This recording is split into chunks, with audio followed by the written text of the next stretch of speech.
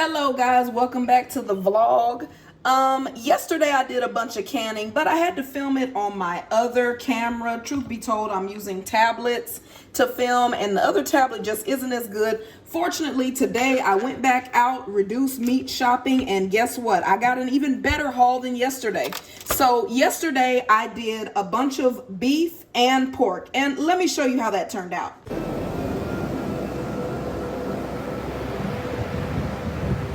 I will show you footage, but this is the pork bratwurst with onions and tomatoes.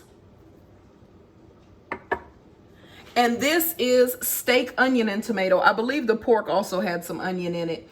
And this is, yes, pressure can meat. I got the pressure canner working. I figured out that I was simply missing a piece. And once I got that piece on, it made all the difference in the world. Now, I caught the steak on sale yesterday and the pork sausage on sale yesterday. The steak I caught on sale at Walmart and the pork sausage was on sale. No. Where was it on sale? Yes, the steak was on sale in Walmart. The pork sausage was on sale in Aldi. So I got that canned up, but the quality's not that good. But all right, so today I went to Kroger and I found bacon reduced to $2.70. This bacon was $8.99 a pack. A pack, down to $2.70. I actually got 3 of these, but I think I'm just gonna can one. I found this tilapia and I have 6 of these.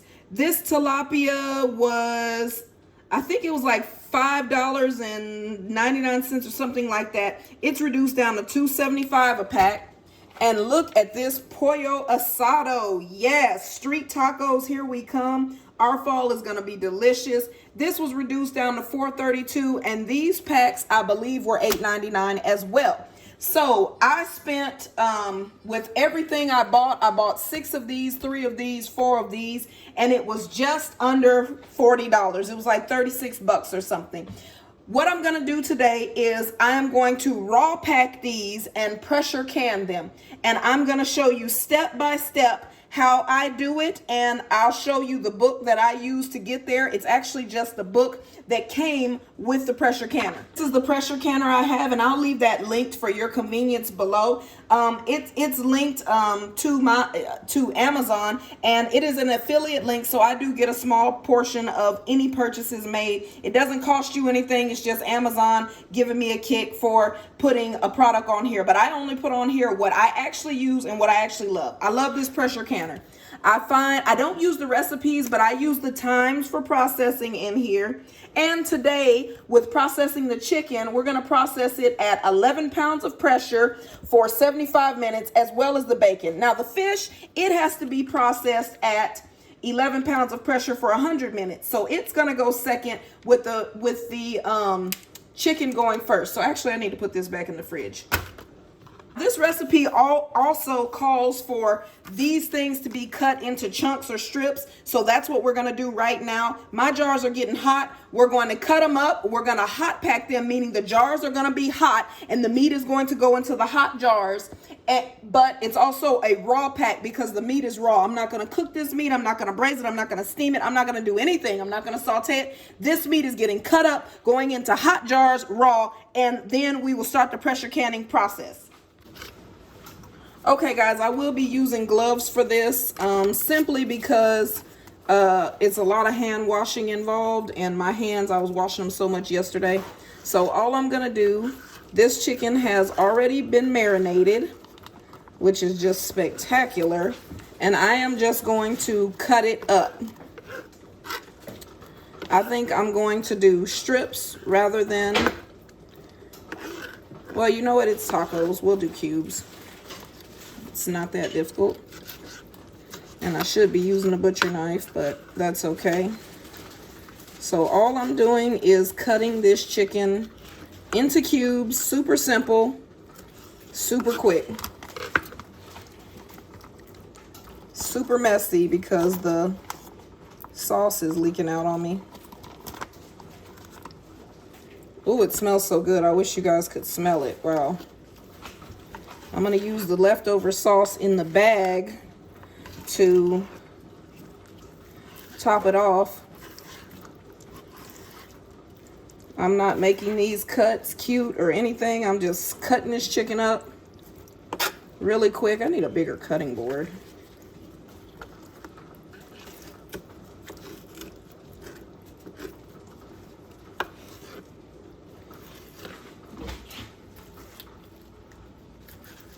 Again, when you're doing this, the recipe in the My Canner's brochure called for, and this is not sponsored, this is just a product I got, and I love it, honestly. After I figured out what I had missed out on, I actually didn't pull out a part of it, and I'll tell you what that part is when we start. But once I went back and looked in the box, thank God I didn't throw the box away. I found it, and so I think what I'm gonna have to do, because my cutting board is so small. Thank you.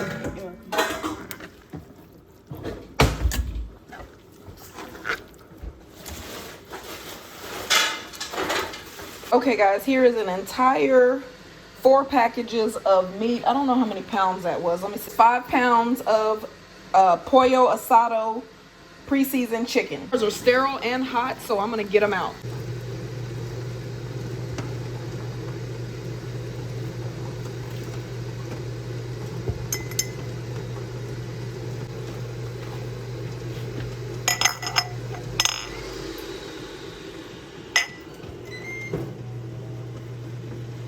Canner, there is a water line. I don't know if you can see it. There are marks, and I need to bring the water level down in order to put these jars in. So that's what I'm gonna do. Okay guys, so what I was saying was inside of the canner are 2 tick marks indicating how much water you need for how many jars you're using. I needed to get the water down to the first tick mark. And that did it. That's fortunate. Okay, now I'm going to put my gloves back on, and I'm going to hot pack these jars. I need to get the lids and rings going, so I'm gonna go ahead and do that. And I just put them in that colander because it makes it easier to just grab them all at once.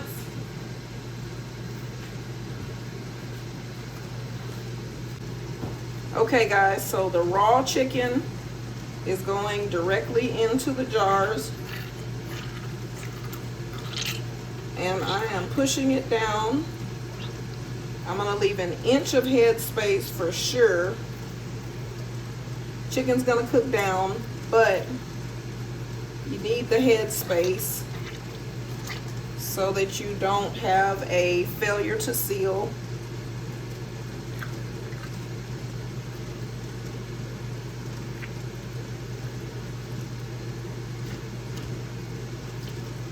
This is going to be good because pressure cooking is just like if you use your pressure cooker regularly, it cooks all of the juices down into the meat. Like, it's inescapable flavor. And there we have it. 5 pounds of pollo asado.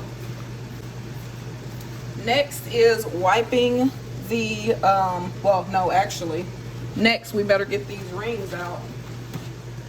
So next is fishing the rings out, and I'm gonna need a hot mitt for that.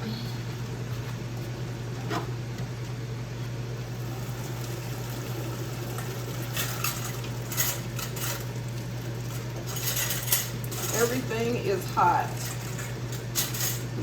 And I'm sure when I go put these in, I'm going to have to pull some more water out.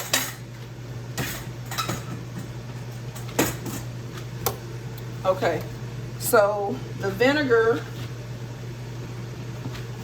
paper towel is to clean the rims and lids.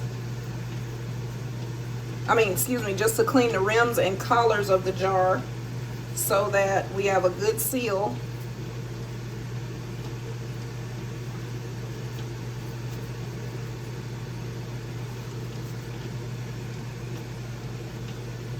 So I like to do them with vinegar first because you know it has the cleaning properties.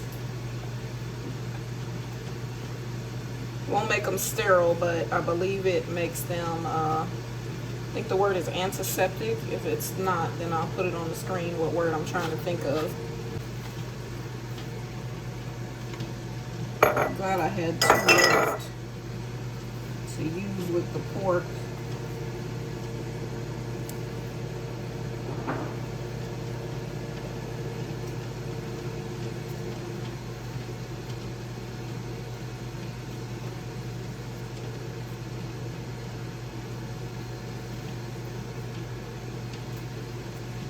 Some of them got more messy than others.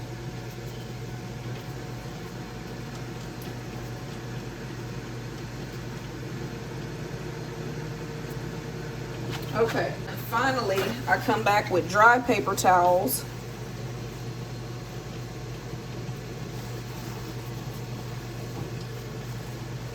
Just to make sure everything is clean.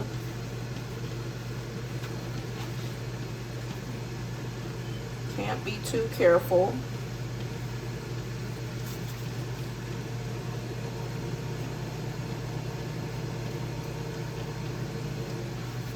And I do see some remnants, so I'm glad I'm coming back with the dry paper towel just around the rim and the edge.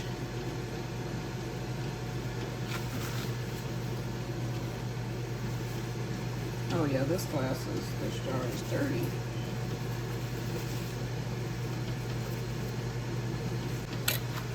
Okay, we're gonna get these on finger tight. And I am notorious for putting them on too tight. But today I am not, because trying to get them off, woo!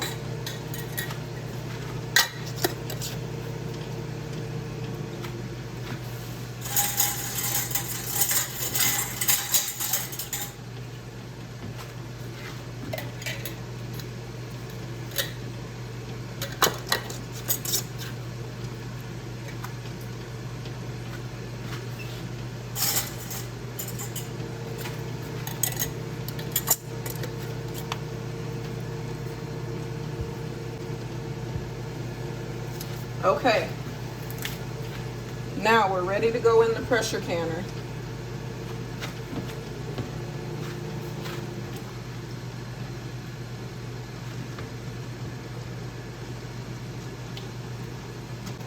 Okay, right here I'm ladling water off to get the water line back down to that little tick mark. Okay, I've gotten about all I can get off. What I'm going to do now is oil the pressure canner lid and these ledges.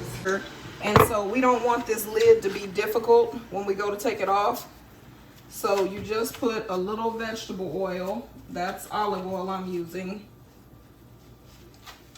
on there, and then we'll put a little vegetable oil on the lid as well.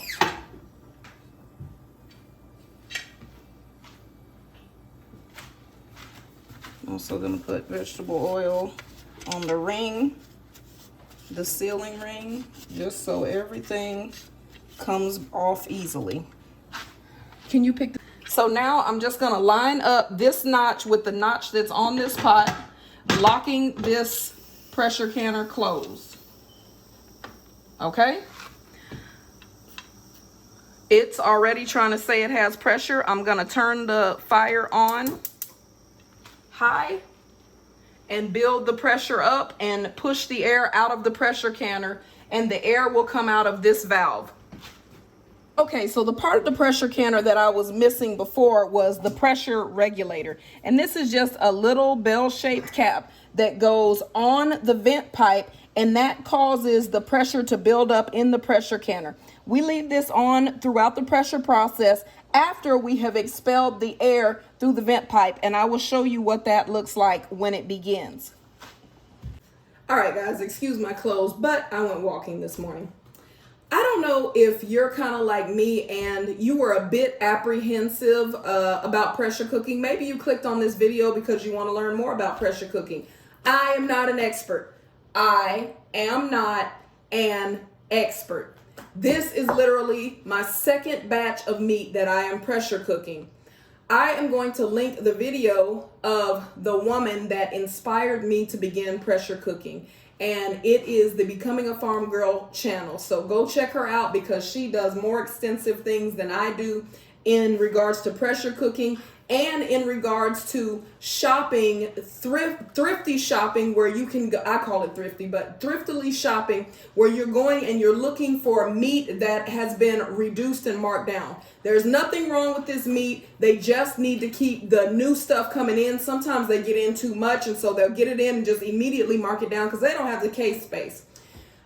So I learned a lot. I learned a lot off of Becoming the Farm Girls channel, and there are others, but I want to shout her out because that's where I learned the majority of the thrift savings on the meat. What days to go, how to figure out when your grocery store is marking down, as well as the fact that you could can the meat. I have seen it on other channels. I'll link another channel that I really like, but though I just want to shout out those two YouTubers because in my research and development phase, those channels I leaned on heavily. So you might be like me and you are like, I don't know, a pressure canner just kind of seems like a big explosion. I felt the same way. I was like, I don't want to blow my house up, bottom line. But in my experience, and it is limited, I've only had the pressure canner a week, and the majority of that week I was trying to figure out why I couldn't build the pressure up, and it was because I hadn't unpacked the pressure regulator cap out of the original shipping box. But once I found that, I was able to build the pressure up quickly. The only part that I would say, it's not difficult, but the part that I have to be on top of is my gas range causes the pressure to always be a little over where I need it. I am not able to hold it. These meats, I'm not able to hold it at 11 pounds of pressure. These meats only need 11 pounds. Mine is going to hold around 13 pounds, and that is on my smallest burner on low. My stove just has a lot to give, and yeah, so it'll just be a little more pressure. It's fine. The meat will be tenderized in pressure cooking. That's the best thing about it. If you have an Instapot, you're pressure cooking. The only difference is I'm pressure cooking within a mason jar that is going to be sealed so that this food preserves and stays edible, has shelf life. The Ball packages say for 18 months. I have seen on other YouTube channels where they say longer. I'm just going to say what Ball says, and that's 18 months, which is plenty for me because I'm canning in the summer so that my family and I can eat in the fall and the winter when meat is a little bit higher. In the summer, when you have grilling and different things and more animals are being processed, meat is a bit cheaper, and you're also able to find your thrifted meat. Let's go back to the kitchen. Right, here is step 2, getting the pressure cooker to expel steam. It is expelling steam and the extra air that is within the pressure cooker, and we're going to let that do that for 10 minutes. You might be thinking, why would I want to can meat? Why would I want to pressure can meat? Canning vegetables is enough. Canning fruits and jams is enough. Well, the reason for me is practical self-reliance. Practical meaning it's possible, it's feasible, it's easy. That's my timer. Meaning it's easy and feasible, and self-reliance meaning that as far as it goes with me, I want to stock up food for myself and my family just in case of an emergency. COVID-19 should have been a big wake-up call for us all, seeing that food was rotting out in fields and seeing how prices have drastically increased from them. Why not buy meat when it's marked down and store it for a later time? It's just practical wisdom. It's storing up. I think it's even a bit of the Proverbs 31 woman mentality as well. Okay, the pressure regulator is on, and that is this right here. This will rock if it reaches 15 pounds. We do not want to go above 15 pounds of pressure. We are actually shooting for 11, and you can see that marked, but we're going to probably hover around 13 just because of my gas stove. The pressure gauge is now starting to rise, and I have the fire up on high. Right, this is where I'm going to try and hold the pressure. Like I said, 11 is hard to do on my stove. I haven't been able to accomplish it, but right at 13, 12, 13 is generally where it sits. Oh my gosh, look at this. Let me get her some water.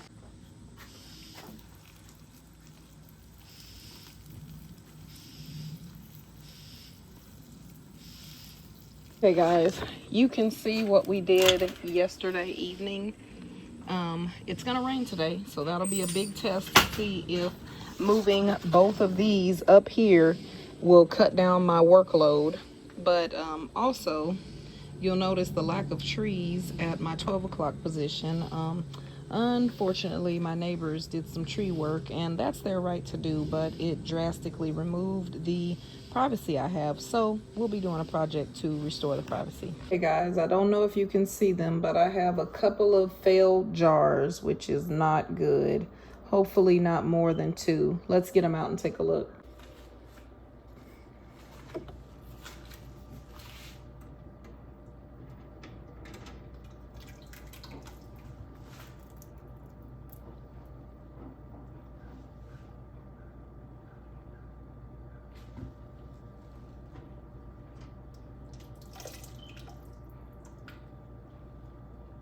They look really good, but I know a couple of them did fail.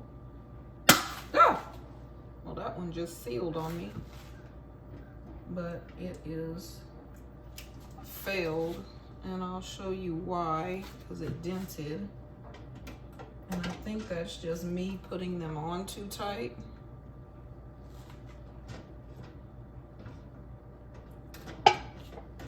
They're all starting to seal, so that's good. The failed ones, it's no big deal. We can eat them. They're just not shelf stable.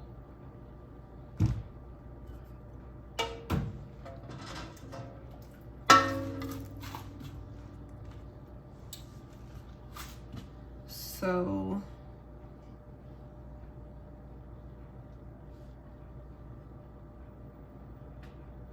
it looks like I have one failed, which isn't bad. Let me dry them and I'll show you. All right. Life with a newborn. Okay, so it looks like I only had one fail to seal, and that's okay. It happens.